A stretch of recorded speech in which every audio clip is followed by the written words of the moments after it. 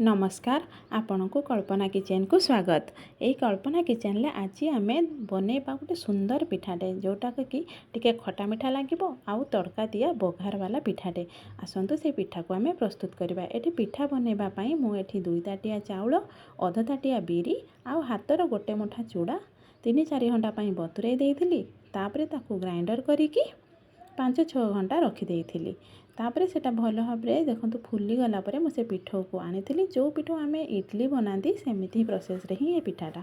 तो से पिठो रे मु टिके अदा और कंचा लंकार छेचा, लुण स्वाद अनुसार आउ अल्प टिके खाइबा सोडा देकी ताको मु हटी मिक्स करके रखुची।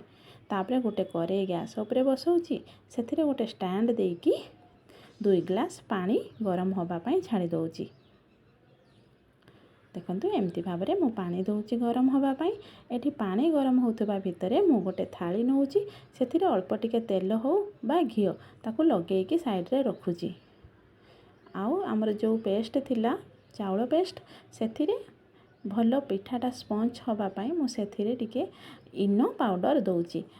इनो पाउडर देकी टिके पानी देकी ताकू गोळेई दउची। देखंतु सेटा भल भाव फुली जिवो।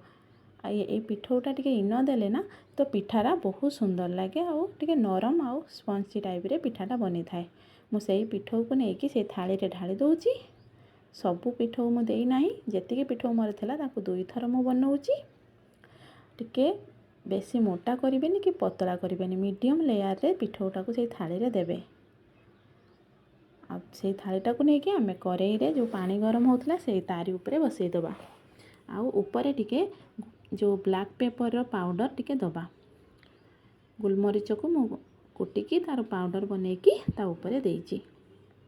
सेठी सिझुथिबा भितरे एठी मु आउ गोटे बर्तन ले अल्प टिके पानी नेइची, पाखापाखि अध ताटिए पानी नेइची। आउ सेथिरे 5-6 स्पून चीनी देकी ताको सीरा बनौची।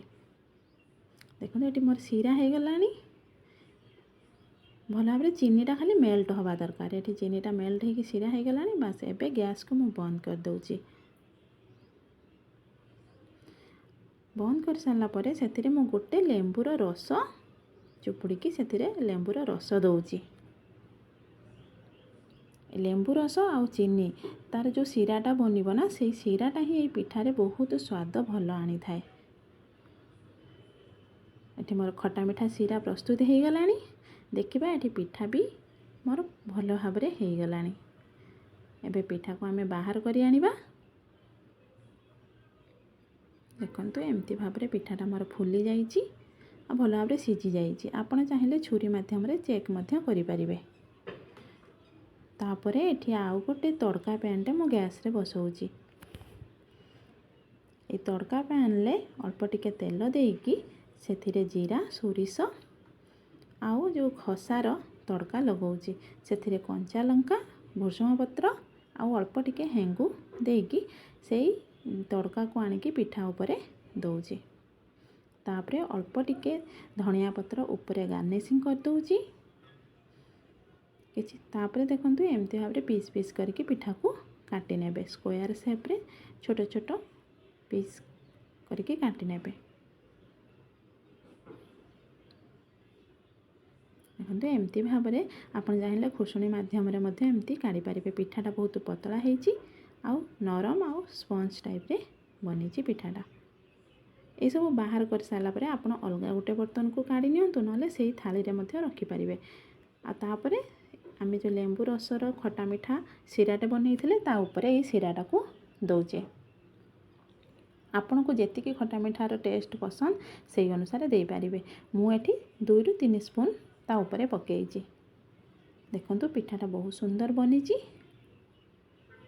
ए पिठा पाई कोनोसी चटनी रो आवश्यक पड़ेनी। आपण चाहिले एमती खाई पारिबे बा चटनी लगे कि नड़िया चटनी लगे खाई पारिबे। Thanks for watching.